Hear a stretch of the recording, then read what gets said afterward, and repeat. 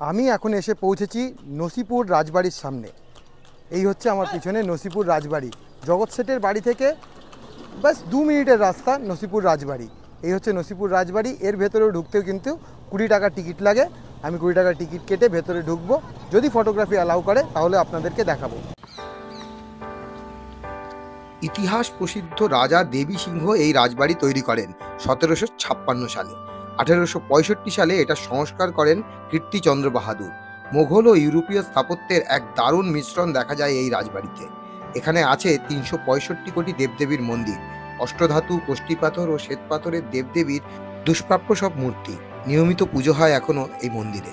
ভেতরে একটা মিউজিয়াম আছে যেখানে ফটোগ্রাফি অ্যালাউড নয়।